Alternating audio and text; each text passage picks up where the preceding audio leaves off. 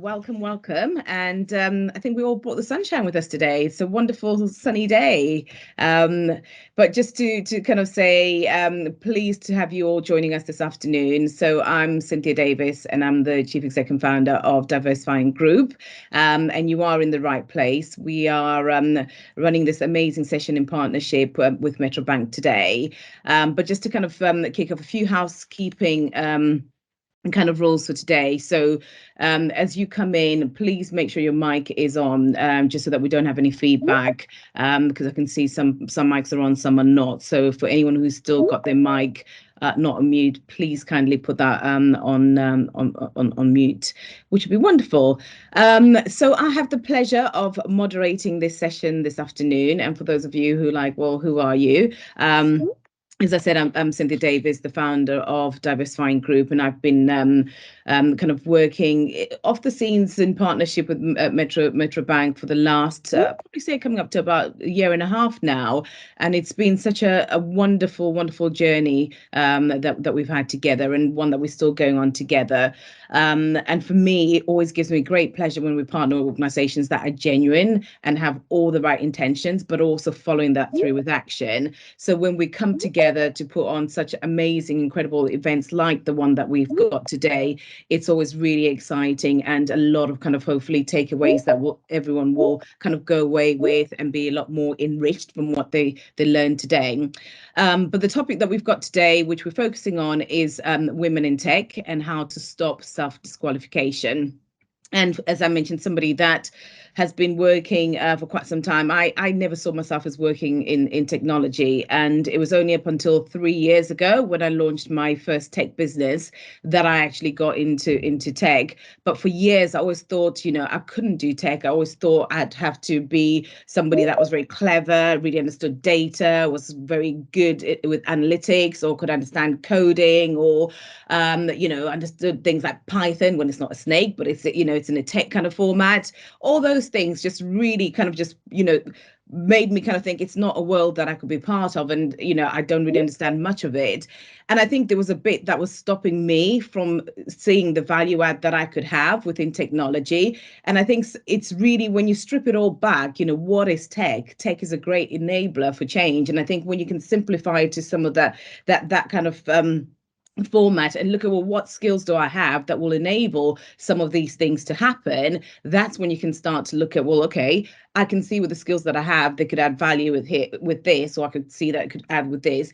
And any organization that is around today will use technology in some way or format. And I think the world more and more, especially since we're coming out of lockdown, has become more digital, right? So the skills have continued to evolve, and people have continued to evolve the skills they have around becoming more digital savvy. So it's really, really exciting when we are coming into a world that is very much digitalized, to see, well, where do the skills that I have fit into this kind of world? And what can I do to kind of, look at this as a place where I could actually add value or work? So we're going to try and kind of bust some of those myths that we all have that stop us from kind of thinking of this as an opportunity or a sector that we could go into, and just start to look at, well, what does it mean to actually work in tech? What other options are there within tech? What kind of positions can you have within tech, so that we can stop this self-disqualification that we have when we talk about tech, and not be so afraid of it? Because I think sometimes there's that fear of the unknown, what we're not sure of, we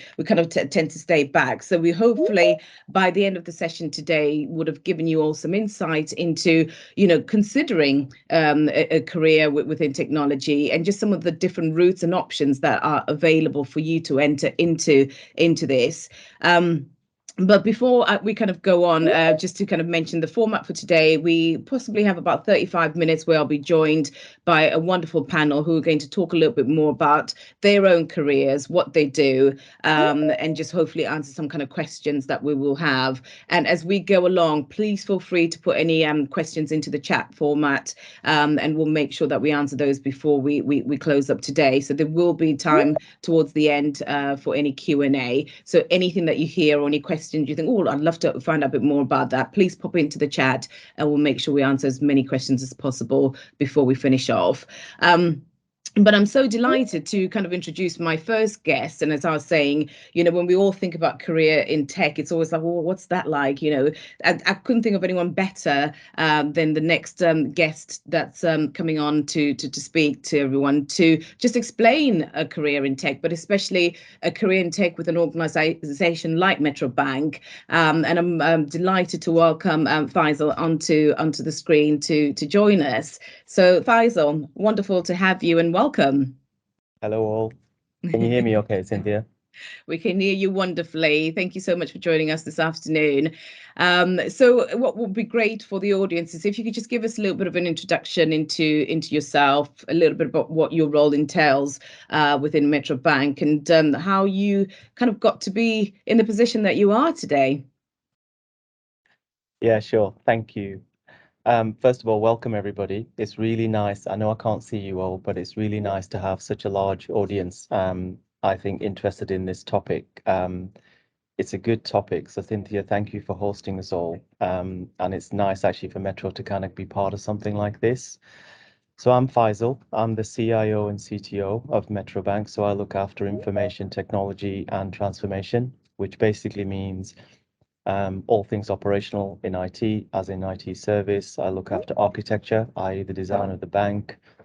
I look after risk within IT, which is all the things that could go wrong and might affect us.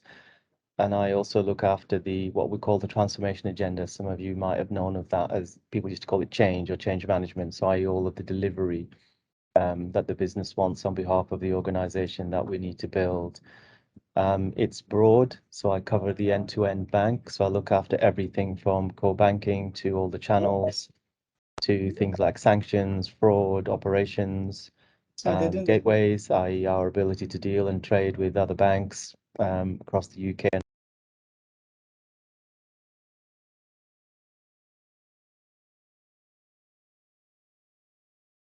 I'm not sure what's happened there, but we seem to have lost the sound. Can everyone hear okay?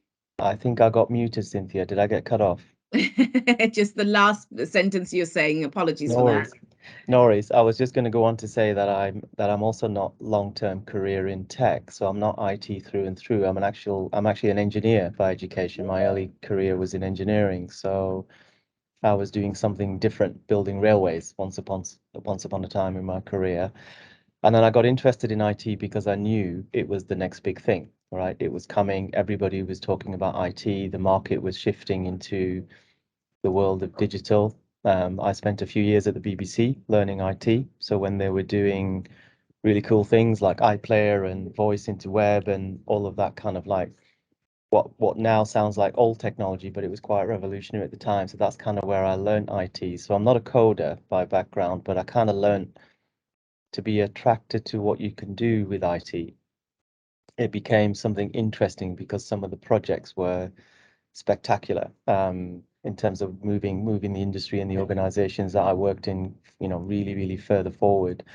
I then worked in telcos, so I worked for Cable and Wireless for a while when we were doing Virgin Media Broadband. So that was a bit of a first, combining engineering and kind of IT together. And then I kind of fell into banking. So I spent about 10 years in Lloyds Banking Group. I joined them when they were doing their major integration with HBOS, or Halifax Bank of Scotland, as some of you might know. And that's kind of where my IT knowledge became blended and blurred with what I'll call business knowledge. So partnering with business stakeholders to do major initiatives. So yeah, quite a varied career. I've been with Metro now nearly 3 years. In December, it'll be 3 years. So I joined as the CTO. So I was Chief Technology, and now I'm CIO and CTO, different T, i.e. transformation. Um, People kind of ask me a lot around what are my priorities and what do we have to do in technology generally, and the honest answer is everything. So one of the cool things about being in IT is you do get to do everything if you have the mindset for it. So I have a cloud strategy on the go, I have an API strategy on the go, I have a data strategy on the go, I have robotics and MI on the go, right? All of these things are happening around us all the time, and it's a really big world. Some of these topics are going to be here for the next decade at least, right? The technology is almost becoming out of date as fast as we can invent it and implement it. It's a really interesting environment. So if you have the mindset where learning is your thing, so it's not just about tech being your thing. IT has a lot of things where you can learn all the time, and there's never enough. You can be deep skilled, you can be broad skilled, you can be an SME, you can be a business stakeholder, you can be a ops manager. There's so many different pockets to learn within the career path that you might choose within IT, and it's always interesting. There's nothing to kind of not like. I think it's complicated to have a career in IT. It's a complicated topic as well. There's a lot of things inside it that are difficult to grasp. But if you get it, if you get it wrong, it's quite binary because service doesn't work. Your channels won't work. Your customers will not be able to interact. So it's kind of got an edge to it as a field to work within. Most of you know that everybody on the planet is doing a digital transformation these days, right? So whether you're a retailer or a bank or a fintech, everybody's doing something in IT to try and revolutionize the way they serve their customers. So it's always going to be cutting edge. And when it goes wrong, it becomes quite serious quite quickly. We have other challenges, right? So it's not just about the building and the doing. We have things like cyber to worry about. So the dark side of IT is also getting ever more sophisticated. It's getting better and smarter all the time. So we have to stay better and smarter than them as we kind of go forwards. So to give you a bit of a flavor in terms of my priorities, it's all of that. That is the entirety of the subject that I get to work with and deal with on a day-by-day basis. And it's amazing, right? It's really amazing. The only thing then I would probably try and leave you with is maybe 2 or 3 things for you to think about as an audience. And I know today is about self-disqualification, which is a really important topic because I think it doesn't matter to me which background you come from, which gender you have, or which ethnic minority group you belong to. You're only really as good as what you want to be and also the context within which you're placed, because not every organization might be for you. So it might not be a glass ceiling, and it might not be that the culture of the organization is not quite there yet or not quite mature yet. The biggest person I always think responsible for you is actually you. So, if I could just say a couple of words on that. One is, I think something that I've learned, actually, these are things that I've learned. The first one is self-awareness. Be aware of yourself. And I translate that into compete with yourself. If you ever see the best athletes, people who compete out in the world, when we all watch TV and see sports, most of the athletes just compete with themselves to get better and better and better. It's a really good mindset. They don't worry about what others are doing and what others are thinking. So, that self-awareness is a good trait to have in any career you're in, not just a career in tech or a career in IT. The other one I think is team. I think in this day and age, wherever we work, whatever field we choose to have a career in, being the best team or being a great team or being part of a great team or building a great team is always a really unique opportunity, right? The best teams get the most done, right? The best teams get to the moon and back. We've all seen it, right? It's not a new thing, but to be part of something or be able to give your energy to something to build a great team or be part of a great team is a really good thing for you to do, I think, as well. And the third thing is, I think look further than anybody else or those people around you or the people that are talking to you or guiding you or mentoring you. Ask them to help you to look further. It's almost the opposite of self-disqualification. It's qualification, right? It's another thing that I learned is that you don't have to worry about saying to people, well, I want to be the next CIO, I want to be the next CEO. So what? Might take you 1 year, might take you 5 years, it might take you 25 years. The size of your ambition and the ability to look further is, there's actually no harm in it. If you take it the right way just for yourself, right, and be selfish with it. And then lastly, the only other thing I'll leave you with is actually a nice quote that I was trying to think of a clever quote, Cynthia, for what I would impart on the audience. And I haven't got a clever one. I've just got something that resonated with me.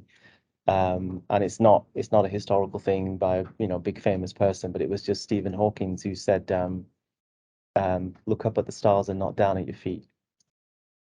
right?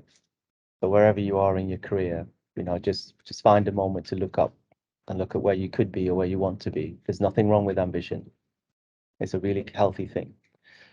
And with that, Cynthia, I'll hand back to you all. Enjoy the talk. It's going to be a really good discussion, I think. But thank you for having me. Really appreciate it.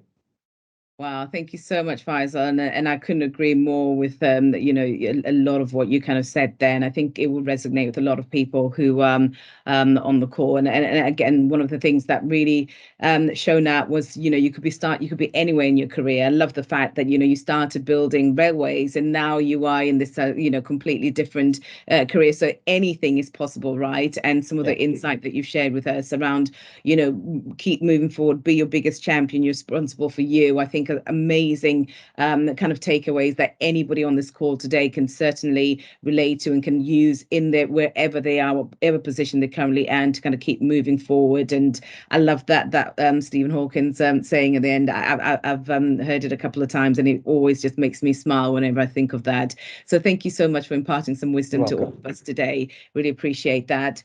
And as I said at the start of this conversation, we've got an amazing stellar lineup of panelists who will be joining me shortly. And what I loved about this is the difference in all of the panelists that you'll meet today. They're all at different stages of their career, from different walks of life, different kind of backgrounds, and that's the beauty of what an organization like Metrobank is able to create. Is an environment where anybody can come in and really be that unique self. So without further ado, I'd love to introduce the panel onto the screen and just explore a little bit more about who they are, and just find out what they're currently doing within Metrobank.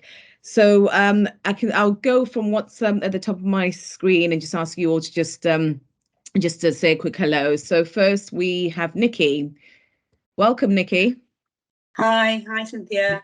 I'm Nikki Spencer. I'm the Director of Cloud and Service Delivery at Metrobank. I'm close to my 2 years now.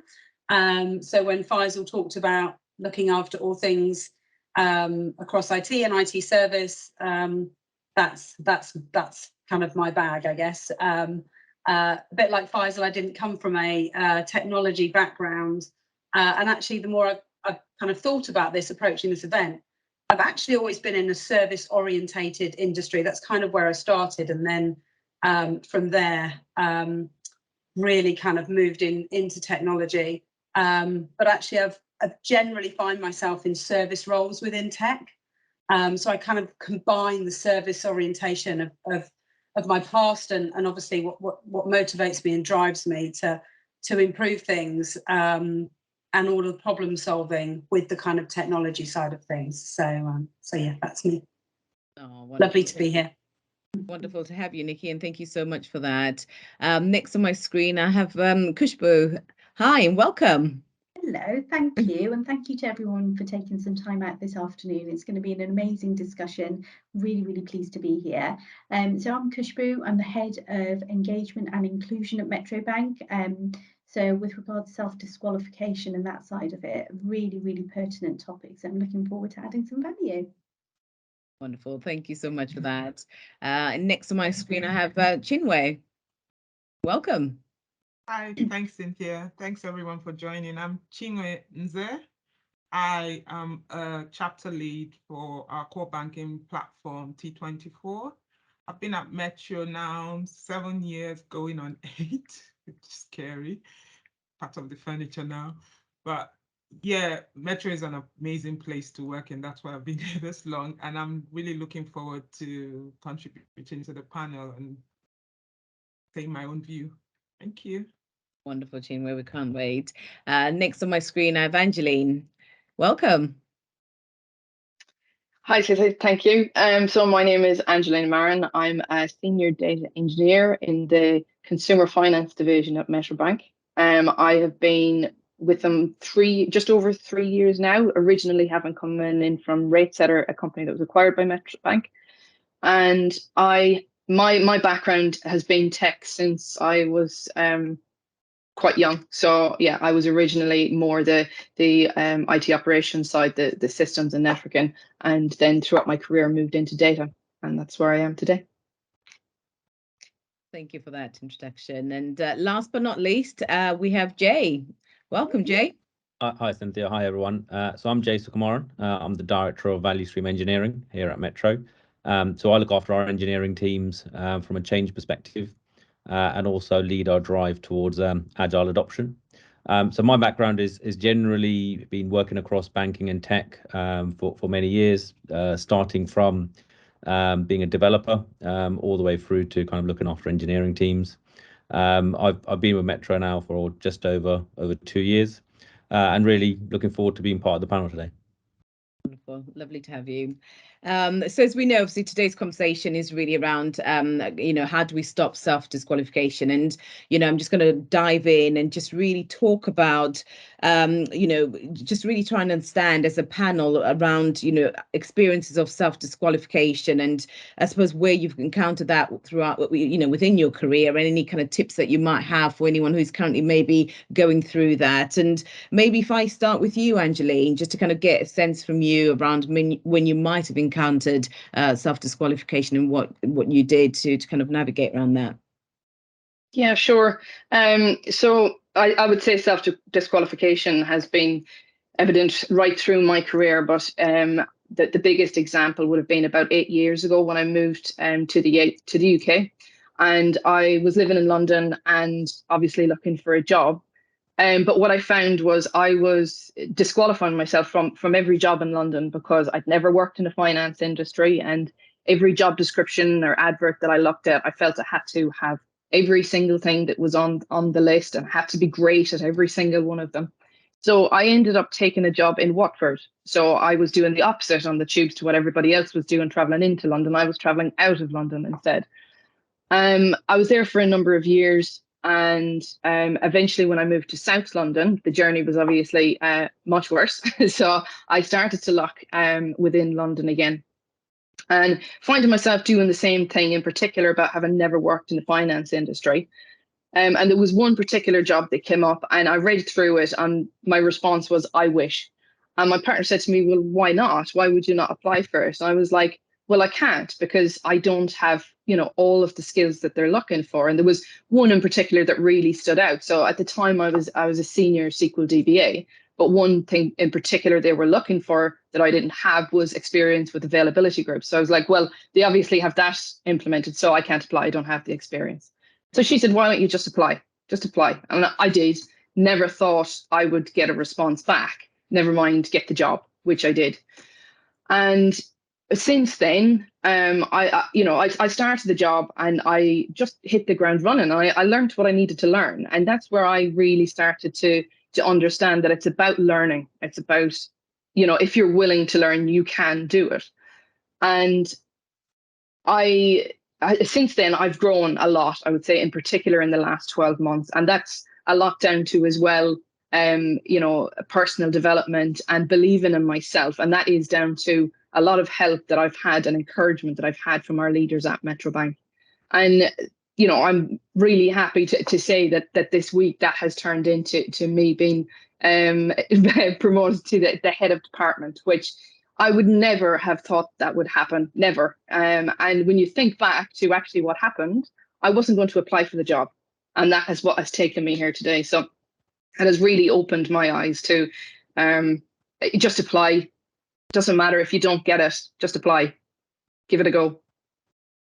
That's wonderful. And congratulations on your promotion. And I think, one of the things I loved that you mentioned there was around when people look at job descriptions and then they go, well, I don't tick everything on this, I'm not going to bother. And it's something that we see a lot of, especially within the recruitment, industry, where we are speaking to candidates or people that are trying to move on, where they feel unless they tick every single thing on that job description, they're not going to apply. So, one of the things I'd always encourage people to say, and your example was amazing, where your parents just turned around and said, why not, just go for it, because a lot of the times I think, we are our own blockers because we stop ourselves thinking, well, I only do, 5 of those things. And especially, women, there's studies that have been shown where women are sometimes, the worst at kind of putting themselves, if they only tick about 7 out of 10, they'll think, oh, I'm not going to do it. So I always encourage everyone, just put yourself forward, as you rightly showed there, that, sometimes it will work out in better than we actually anticipated, and could spring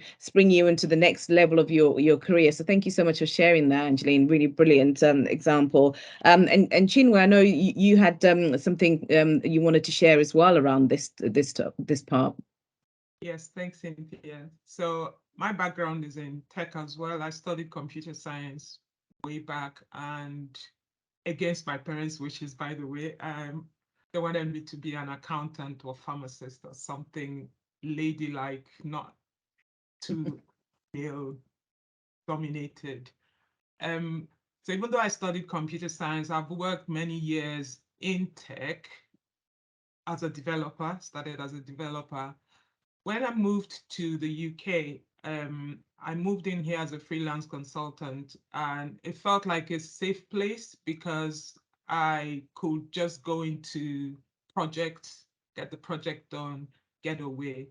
But all along, I did want to have a career, work in industry, work for a bank, but I just never applied because I was scared a bit. I would look down at my toes, as Faisal said, oh, you're a woman, you're a Black woman in England. How can you get a job in a bank? So I carried on freelancing for a long time, had children, got to a point where I didn't want to travel anymore. My job meant I had to fly out to Geneva Monday to Friday at a point, and it was just too much. So when I had my last child, I told myself I'm not going to travel anymore. It's not working. So I need to find something. I didn't know when Metrobank was launching. Someone I worked with moved to go and work at Metrobank. I was like, I still felt I don't think they'll have me until 2014. I just stopped consulting. I said I wasn't doing it anymore completely. And a friend of mine mentioned Metrobank again. I was like, anyway, send my CV. My CV was sent through. And even when I went to the interview, I was pretty sure I wasn't going to get the job. But I arrived at Metro, and you walk into a room and you feel like you've come home.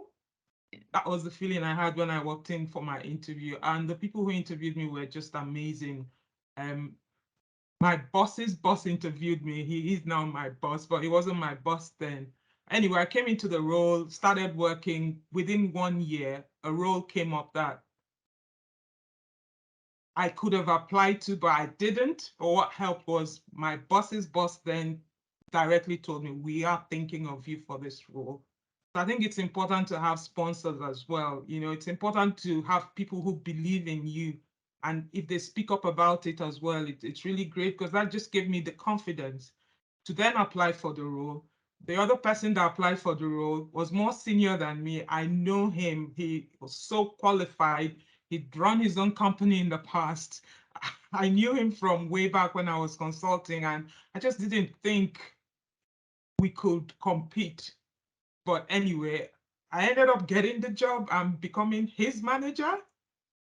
And it's weird how it worked out, but I think what the others have said is so important. Know that there is value in you. There is value you can add to an organization. Stop worrying about your flaws or perceived flaws, as I was saying, because sometimes we're so critical of ourselves, we just focus on the negative and forget that there is value in you that you can bring to the table. And so, I started the job, built up this team. We're an amazing team, and working with a lot of independent contractors, alpha male people, but I was able to get the job done because my line manager was so supportive and helped me through it. I think I'll stop there now for now. Wonderful. Thank you so much for that, Chinwe. And it's so lovely to hear just around that confidence bit, but also having people that believe in you. So you start to also believe in yourself. And I think that's really, really important. I think Faisal talked around, you only competing against yourself, So sometimes I think when we are aware of these things, it does help us. But having somebody almost shine that mirror on how amazing you are and giving you that confidence boost does do wonders for all of us. And I wanted to kind of go back on something that you mentioned there, which is, as women around self-disqualification, especially within IT. And it was something that you kind of talked about, and I wanted to see kind of, any advice that we could take away from how, as women, particularly, we stop ourselves from self-disqualifying for these roles. And, question I'd maybe love to ask you, Nikki, to see what your thoughts might be on how we can overcome that. Thanks, Cynthia. Yeah, I mean, it's just lovely to hear from Angeline and Chinwe's kind of stories there. And I think, there's probably a lot of us that can relate to some of the things they say. And that's why I love these panel events, right? Because, being able to get some of these messages out there to stop self-disqualification, I think is really important. So I think, some of the things Angeline and Chinwe have already covered, but you really do need to stop that inner voice from telling you you're not good enough. Have confidence in your own ability. And I know sometimes it can be easier said than done, but as Chinwe's mentioned, having a sponsor, your boss or your boss's boss, knowing, where you want to get to in your career. There's been a lot of kind of little anecdotal sayings, but, the only person holding you back is you. It's something I tell my daughters a lot, actually, to try and enable them to believe in themselves. But I think, I think sometimes in a male-dominated environment, which technology is still seen as, we tend to believe we're not, we're different. We need to utilize the skills that we have, which in some cases, there's a lot of different skills that we can bring to the table as women. We don't all have to be the same. And, just think about the self-disqualification from the perspective that if you know everything when you're going into a role, you'll never grow, right? I think, women have a tendency as well to not put themselves forward because they don't want to fail. And this is probably something that Jay would touch on as well, but if you don't fail, you can't learn. So as long as you don't continually fail at the same thing, you are always learning, you're always growing. So if you tick every box for every role that you go for, there's no growth available to you, right? So you as an individual won't grow. So for me, it's, try and remove that nagging voice in your head that says you're not good enough. Have confidence in your own ability, and remember, for every role you go for, there should be something new that you're learning. So you don't need to know it all. Such amazing insight there, Nikki, and thank you so much for sharing that. And I love what you said around that growth piece and that continuous kind of development, because it's so important. And you're absolutely spot on the fact that we sometimes stop ourselves because we think we've got to know everything. Actually, if you only know a bit, there's still room to develop and grow and learn more. So go for it, because guess what? It's actually going to add to your skills and allow you to kind of continuously grow in that sense. And one of the things you mentioned is how IT is very male dominated and can sometimes be quite scary for women to enter into this sector. And we hear a lot around organizations trying to make it more inclusive so people can have that sense of belonging.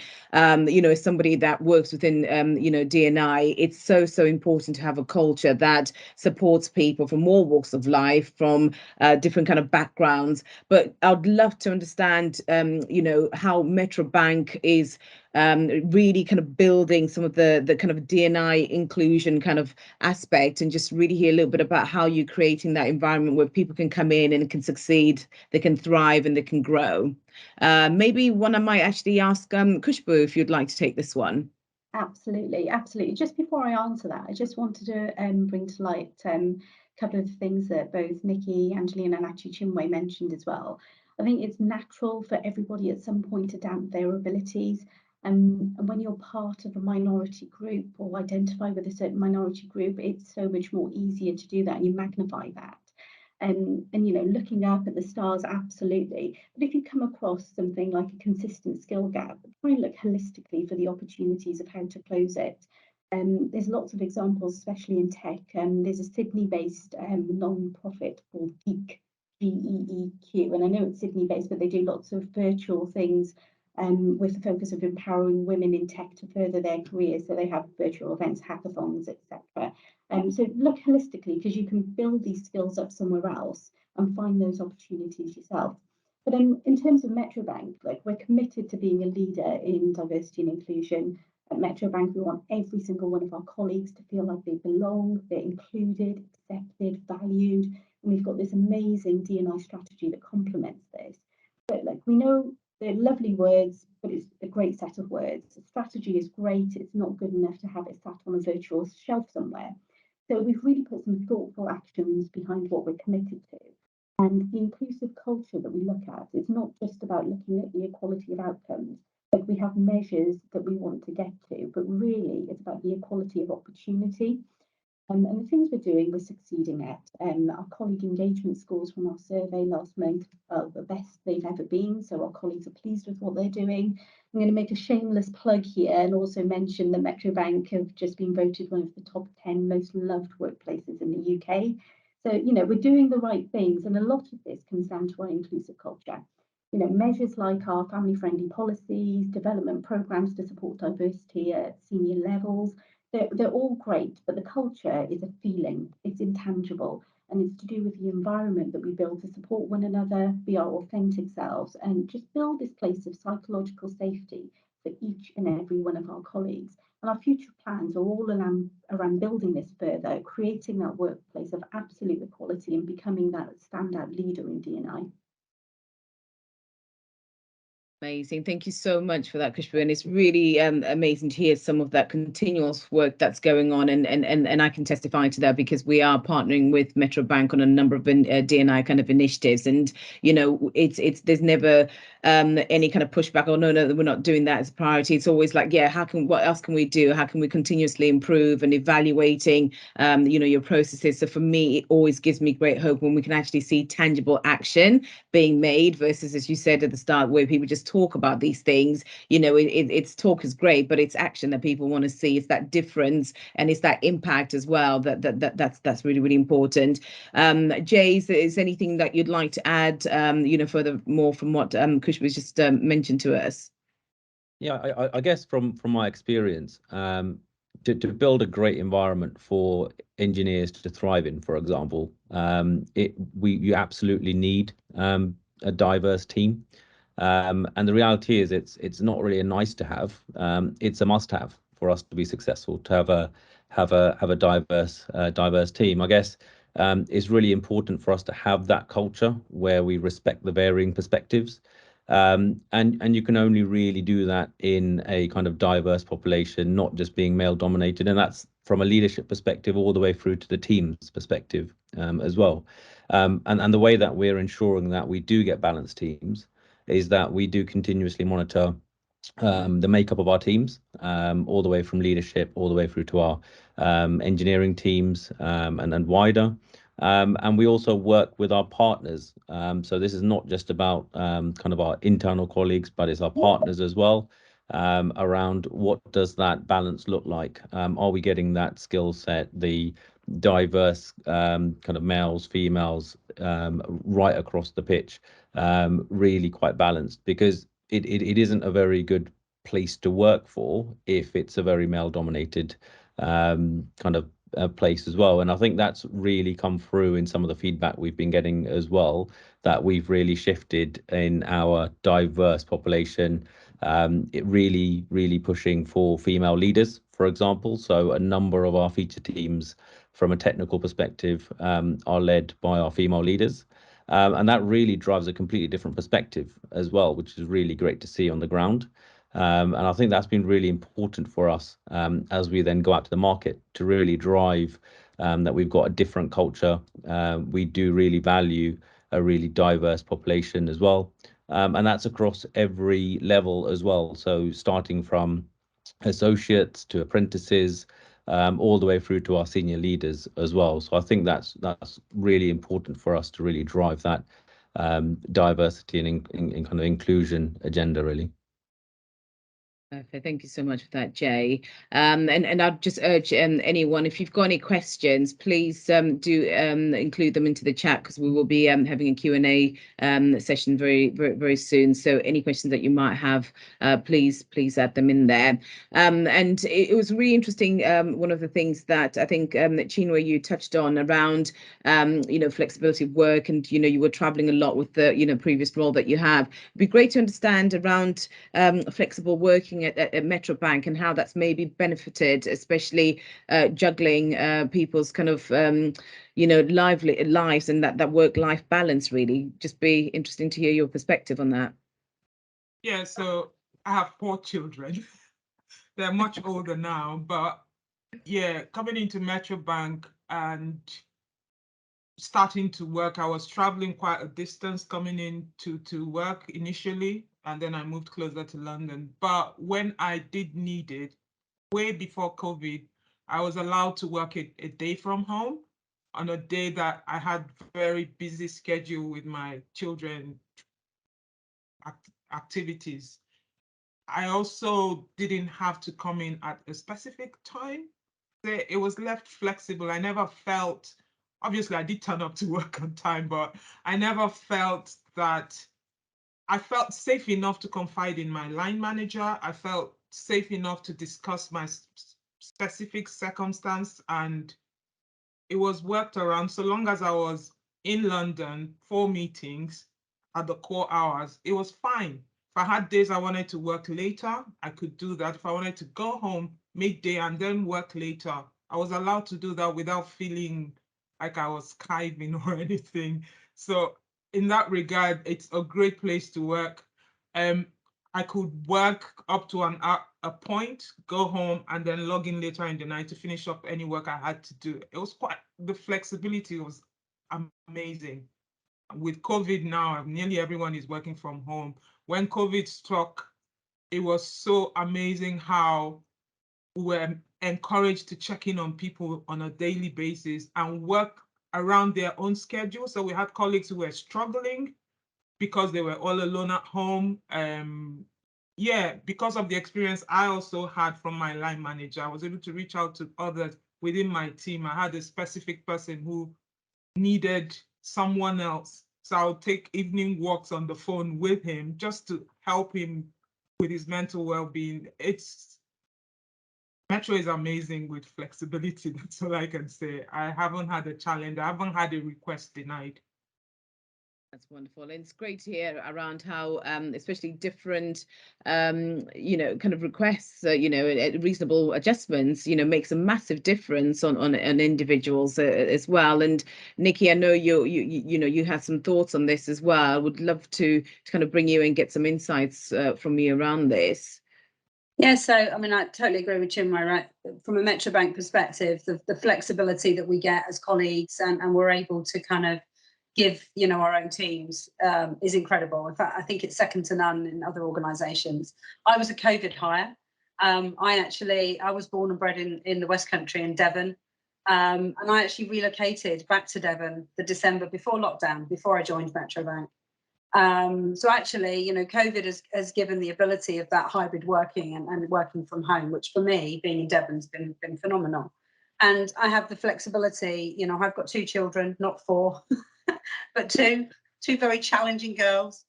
And, I have the flexibility to work around, being in the office 1 or 2 days a week. Some weeks, I may not need to go in at all. So, having the flexibility to work around, not just my schedule, but what's happening in the workplace. But also, I have people within the team who work from home 100% of the time. So the flexibility really is there across all our colleagues. I have friends and peers who work in investment banks, which I've probably spent the majority of my career in. And, post lockdown, they're back in the office mandated 4 days a week. So it really is a very different place. And the other thing I would just say is we're able now to tap into the talent across the country, which we've probably never been able to do before. And it creates an even more diverse workforce. So it's been phenomenal. And I totally agree with that. And I think the world of work has changed, and I think it's opened up so many different opportunities for people now in terms of, location doesn't really seem to be that much of a hindrance anymore. And you don't have to be within walking distance of your offices anymore, is what people used to always have to look at, the distance to travel or get to work. So it's amazing to kind of see that. And I can see Angeline, you got your hand up there. Did you want to add anything to this, or? Yeah, please. I just want to say off the back of what Nikki said there about some in her area of permanent working from home, and one of those people is me. And I want to mention it because some people can think that it's just because you have children. I don't have children, but I am in a situation where my partner has a neurological condition, and some days I don't know when there's going to be a bad day, and so it's easier to be here. And when it was a very nervous thing to say that at work, but it has never been an issue.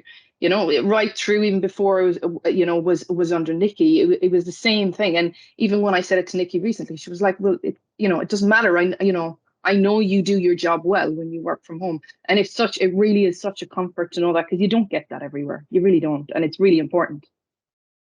And actually, just to add to that, Cynthia, that was the question that Angeline asked me about the role which she's just been promoted into, because again, there's a feeling that because she's working from home permanently, maybe she wouldn't be able to take on that promotion. Yep. But it's brilliant that she can.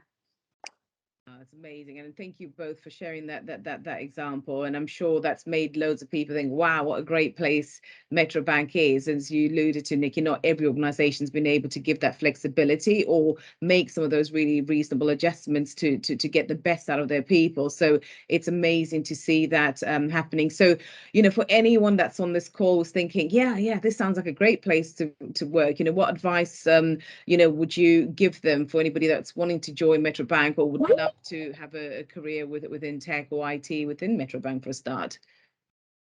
Who would love to take that one? Jay, I can see you're itching to get in there. I'll go for that one. So I guess probably a few things. One, which is kind of look at our roles. We've got a lot of roles within Metrobank. And they're very there's a wide variety of roles within Metrobank as well from a tech perspective, ranging from development all the way through to kind of cloud and management of third parties, in kind of Nikki's area, IT ops, all the way through to architecture. It's a huge variety of roles that we're looking for. And I guess we also have variety of roles at different levels, ranging from kind of leadership roles all the way through to kind of colleagues looking to start their tech journey as well in associates and apprentices. I guess the key thing really is that we're really looking to build a learning and growth culture. So the reality is that I wouldn't rule yourself out. We've kind of heard a number of examples earlier. A number of our panel ruled themselves out, but the reality is that technology is an area that you consistently need to learn. Doesn't matter if you're super senior or beginning out and have years of experience. The reality is you have to consistently learn. So do not rule yourself out if you do not tick every single box on on the job description, because the reality is that no one out there is going to be able to tick every single box, be able to have the right behaviors, which is something that we absolutely really focus on, especially with the culture that we have within Metro. So yeah, absolutely don't just rule yourself out, and definitely go out and apply. Advice there, Jay, definitely. And we've got an amazing profile on Metrobank where you can find out more information on the diversifying platform. So do check out their profile, and all the jobs are listed on there as well for anyone that wants to apply. And Khushbu, I can see you've got your hand up as well. Yeah, I just wanted to build upon what Jay has just mentioned, and it's actually something Cynthia and Angeline mentioned as well, that often you look at a job advert and you think you have to tick all of the boxes. And an amazing mentor once told me that, so I was looking at a job and I couldn't do about 30% of the specification. And he was like, well, flip it on its head, because it means you can do 70%. And at university, that's a first class degree. Go out and have that conversation.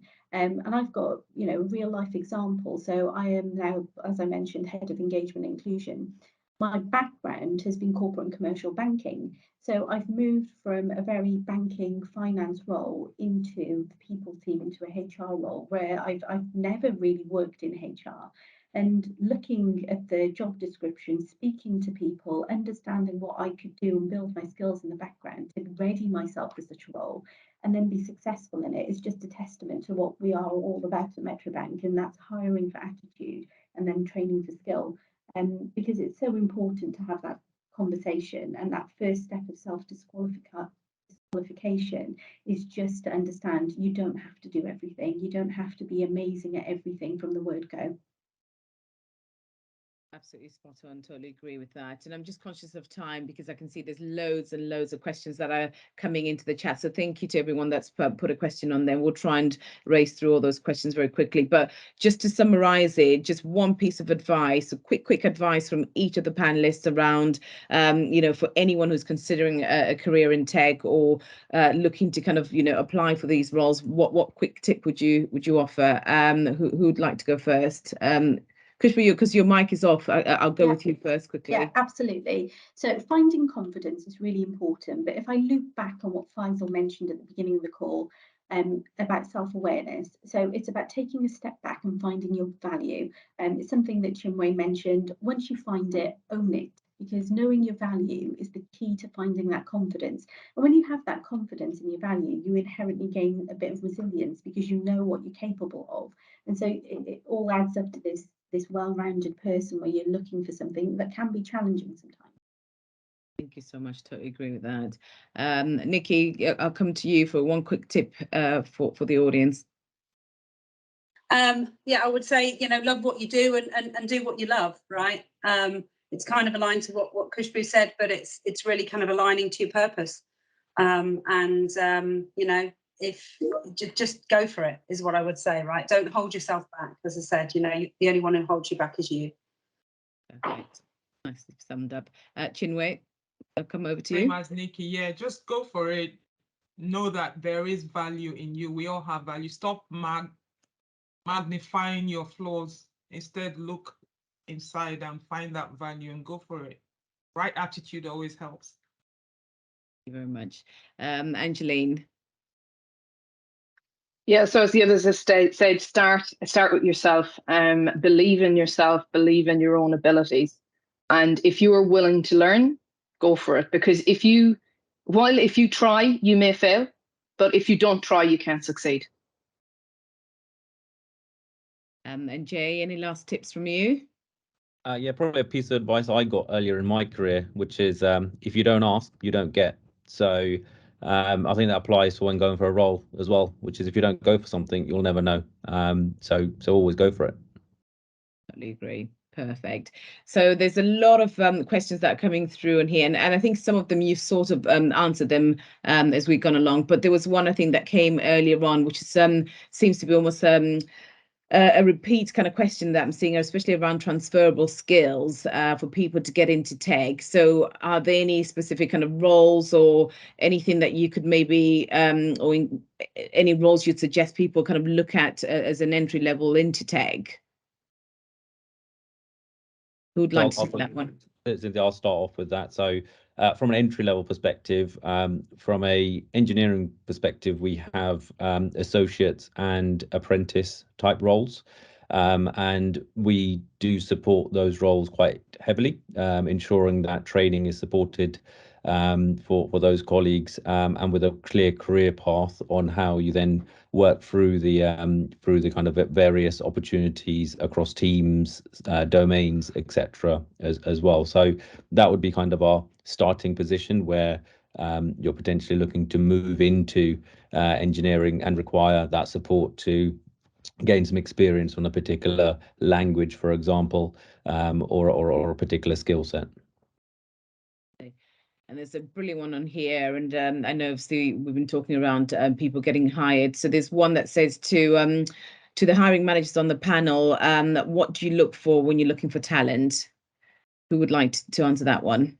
I don't mind taking that quickly. I mean, from my perspective, it's all about a growth mindset, right? It's all about being somebody who is willing to learn. So they might not have everything, you know, but like I say, it's about that growth mindset, and it's about that awareness that I think Khushbu and Faisal have spoken about as well. So, you know, one of my kind of killer questions always is, you know, what's been your biggest failure? Because from failure we learn, and it's not a trick question, but it's just about the self-awareness that people have and what they learn. Anyone want to add to that, or I'll put one other? I'll just add quickly as well. It's all about the attitude. So you try and, we say we hire for attitude, and then we train you up. So, and don't think that all tech roles involve coding. Yeah. There are a variety of roles where you don't have to do any coding. Critical thinking skills can help with analysis type roles. And nearly everybody is a critical thinker. Exactly. And there's a great question here, which is what do you think is the greatest leadership skill that women leaders can have? I think there's a few skills. You know, I think empathy. It's something that I think it's often overlooked, and often female leaders offer that in buckets.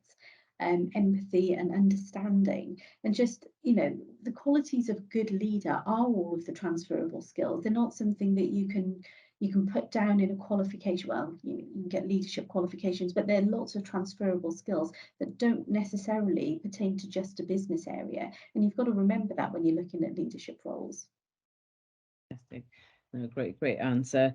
And I'm just mindful that you know, we're coming towards the end of the session, and you know, it's been so insightful, and you know, I've definitely learned a lot from just being on this session, and just hearing all the incredible things that Metrobank is doing, and you know, creating an environment where people can really come in, they can succeed, they can thrive. You've seen examples of people continuing to progress and grow their careers within Metrobank. So hopefully that's you know, entice some people that have been holding themselves back to think, actually, I'm just going to go for it. And I think the word for today has been just go for it. And, you know, you've heard testimony from people who have put themselves forward, and they're now here to you know, to come and tell the story of the impact that it had by just not being in your own way. And some of the tips I wanted to leave everyone with is just things like finding your value. I thought that was so incredible. But I loved, you know, what Chinua said about stop magnifying your flaws. You know, it's so easy for us to focus on the negatives, that we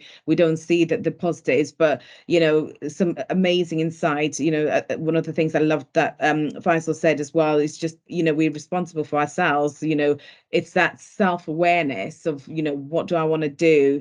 You're only competing with yourself, so just, you know, just go for it. And I think the resounding you know, takeaway from me today has just been the fact that, you know, we all have the opportunity to work in tech. There are so many different avenues. We all have a lot to bring into a world that's continuously evolving, and looking for great people who will bring so much value add to make the sector better and to make organizations better. So genuinely, wherever you are in your career, I hope this has inspired you to kind of, you know, push you forward, to springboard your career forward, but to just, you know, just believe in yourself, and just, you know, go for it. And, you know, we will have some further kind of insight and following through and comms around opportunities currently available at Metrobank. So do look out for that. I know our team will be sending some more info, but hopefully, you know, you've heard some amazing things today that have inspired all of you to go out and just be your amazing, awesome selves. So thank you so much to the panel for giving up your time, and thank you to the audience for spending your lunchtime with us. If you're anything like me, my stomach's rumbling now, so I'm definitely going to try and go get some food. But it's been such a wonderful hour, and it's gone by so quickly. But just to say to everyone on the panel, thank you so much, and thank you to the audience, and have a wonderful afternoon. Thank you all for coming. Thank you, everyone. Thank you. Yeah, Take bye. care. Thank you. Bye.